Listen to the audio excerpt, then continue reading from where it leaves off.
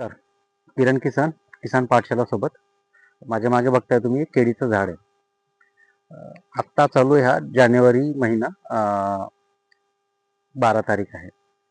12 तारखेला जानेवारीमध्ये ज्यावेळी तुम्ही आजूबाजूला केळीच्या शेतांमध्ये फिराल, या पद्धतीने केळीचं झाड तुम्हाला कधी दिसणार नाही. म्हणजे जेवढी त्याची ग्रीनरी आहे, पानांची साईज आहे, एकदम हेल्दी झाड कधी दिसणार नाही. सगळीकडे पिवळे पडलेले पानांच्या कडांवर तांबूस तपकिरी डाग दिसलेले. हे पानं असे, ते पानं असं फैलायला पाहिजे, म्हणजे पसरायला पाहिजे. ते असे डाऊन झालेलं पिवळसरपणा, हलका पिंगटपणा. याला कारण काय? तुमचा उन्हाळा असो किंवा हिवाळा असो, त्याला जर मल्चिंग असेल, आपलं नेपियरची तुमची बाउंड्री असेल, तर हा फायदा होतो की तुमच्या बाउंड्रीपासून मधले झाडं असो किंवा पहिल्या लाईनचे झाडं असो, सगळे हेल्दी राहतात.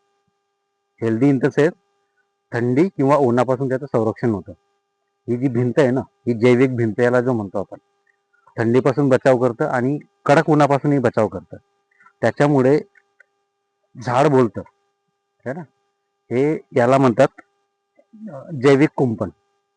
तुम्ही जर इथं नेट लावत असाल तर नेट काही प्रमाणात संरक्षण करतं, थंडी हवा फक्त अटकवायला हे करतं. पण ही जी आहे ना, थंडी हवा असो किंवा गरम हवा असो, याला सॉर्टिंग करून बागेमध्ये अटकाव तर करतं, पण जी हवा आहे तिला रोखून आपल्या जे केळीचे झाड असेल किंवा कुठलीही तुमची पिकं असतात त्याला संरक्षण करतात.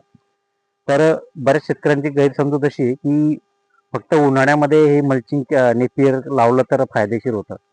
पण आता अशी कंडिशन आहे की थंडीही खूप येते आणि लॉंग टाईम थंडी चालते. पण नेपियर तुमची वर्षभरात तुम्ही कधीही केळी लावा, नेपियर त्याच्या अगोदर लावा, त्याची बाउंड्री करा. तुमचं कुठल्याही सीझनमध्ये रोप असेल, केळीचं झाड असेल, कुठल्याही कंडिशनला असेल, लहान असेल, मोठं असेल किंवा फ्लॉवरिंगच्या स्टेजमध्ये असेल, त्याचं संरक्षण होतं. त्यामुळे नेपियर सगळ्यात कंपल्सरी आहे. ज्याने केळी लावायची म्हटली, नेपियर लावण्याशिवाय केळी लावूच नये. कारण काय, नेपियर जर नसलं तर हे पुढच्या 2-3 लाईनी किंवा पूर्ण बागेमध्ये थंडी हवा गेली असती, मुळ्या थांबल्या असत्या, पानं डाऊन झाले असते, अपटेक झाला नसता खतांचा. तर क्लायमेट कंट्रोल सगळ्यात मस्त आहे केळीसाठी आणि त्यासाठी नेपियर सगळ्यात आवश्यक आहे.